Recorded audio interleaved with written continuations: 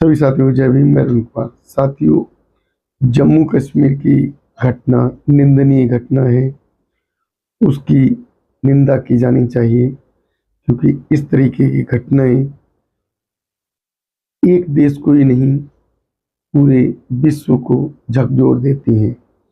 क्योंकि जो पर्यटक स्थल है जम्मू कश्मीर का, वहाँ विदेशी भी पर्यटन के लिए आते हैं और विदेशों से आकर उस स्थल पर भ्रमण करते हैं।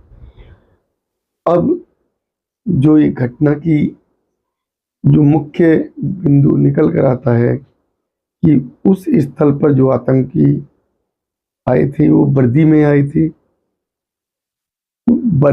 थे, और दूसरा इसका जो मुख्य बिंदु है कि जो आतंकियों ने लोगों को मारा है वो पुरुषों को ही मारा है, महिलाओं को क्षति नहीं पहुंचाई। तीसरी इसमें घटना में जो बात निकल कर आती है कि किसी व्यक्ति ने ये बताया कि उन आतंकियों ने धर्म पूछ कर लोगों को टारगेट किया। तो उस घटना में मरने वाले क्या हिंदू ही थे? उस घटना में मरने वाले मुस्लिम नहीं थे क्या? अगर ऐसा कुछ हुआ है उस घटना में कि धर्म पूछकर आतंकियों ने मारा है, तो उस घटना में जो मुस्लिम मरे हैं, मुस्लिम क्यों मारे गए? उन आतंकियों ने मुस्लिमों को क्यों मारा? एक और बात निकल कर आती है, जिस व्यक्ति ने ये कहा है कि धर्म पूछ कर लोगों को मारा है, तो जो व्यक्ति वो सुन रहा था, आखिर वो किस धर्म का व्यक्ति था जिसने ये कहा कि आतंकियों ने धर्म पूछ कर मारा?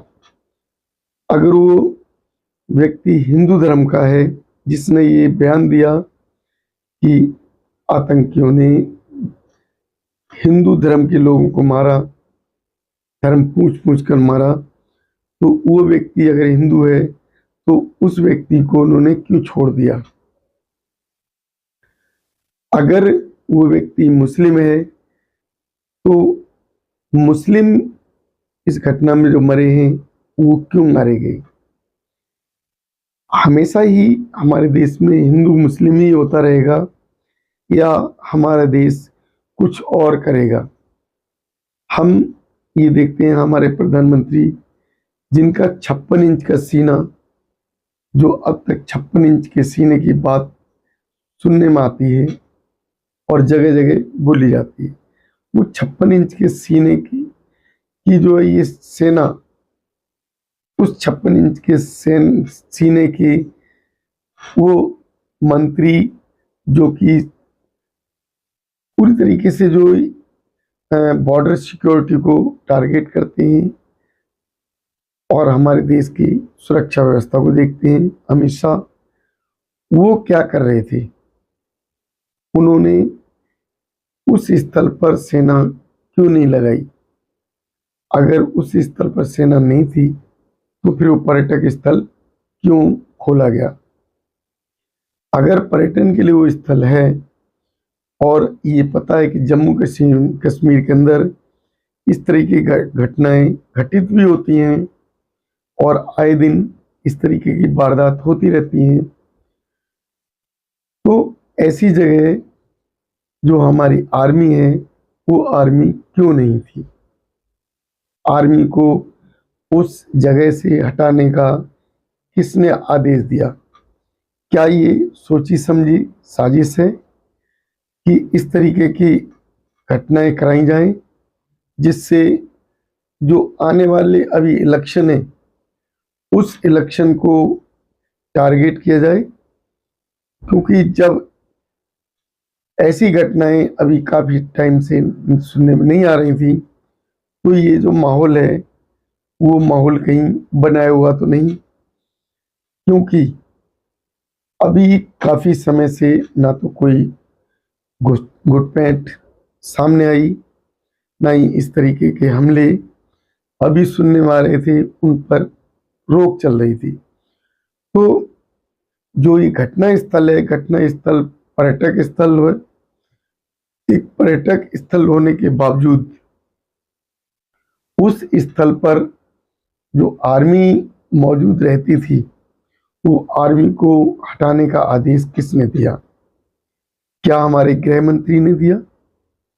क्या हमारे गृह मंत्री इसके लिए जिम्मेदार नहीं कि जो सुरक्षा व्यवस्था है वो गृह मंत्री का कार्य होता है, और जो हमारी जो सुरक्षा एजेंसियां हैं उन्हें इस घटना का ज्ञान क्यों नहीं था?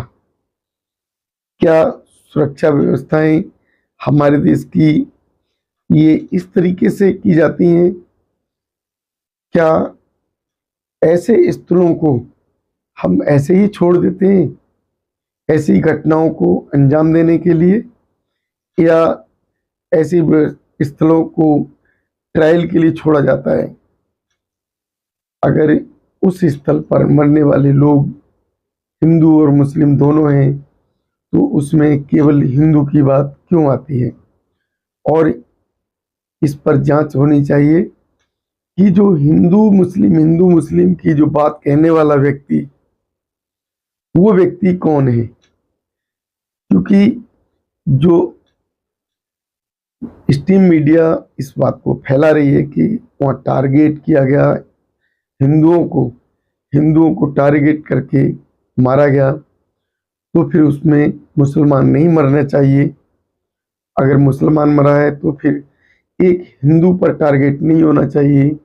ये एक राष्ट्र पर हमला है, ये कोई एक धर्म पर नहीं। क्योंकि उस स्थल पर जो पर्यटक गए थे, वो पर्यटक किसी धर्म को लेकर नहीं गए, वो किसी धर्म के नाम से नहीं गए।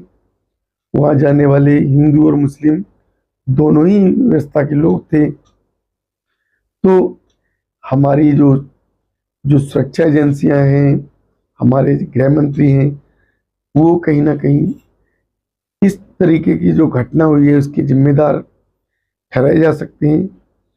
क्योंकि जो घटना हुई है कहीं ना कहीं आने वाले इलेक्शन को भी टारगेट करके हो सकती है। क्योंकि आने वाले इलेक्शन में इस तरीके की घटनाएं होने से फायदा हो सकता है। क्योंकि हमारी जो गवर्नमेंट है वो हिंदू मुस्लिम ही करती है। उसमें सुरक्षा की जो व्यवस्था होनी चाहिए थी, वो सुरक्षा व्यवस्था की चूक हुई है। और कहीं ना कहीं ये जो चूक है, हमारे देश की भी चूक है, हमारी सुरक्षा एजेंसियों की चूक है। और हमारे देश को समझना चाहिए कि हिंदू मुस्लिम करना बंद करें। क्योंकि जो आतंकी होते हैं वो किसी जाति के नहीं होते, किसी धर्म के नहीं होते। उनका धर्म ही आतंक फैलाना है, और वो टारगेट करते हैं किसी व्यक्ति को, किसी स्थल को। वो स्थल हिंदू का हो या मुसलमान का, इससे कोई फर्क नहीं पड़ता। क्योंकि आतंकी का जो काम है वो आतंक फैलाना है। तो मैं अपने भाइयों से ये कहना चाहता हूँ कि हिंदू मुस्लिम की सोच बदल दीजिए।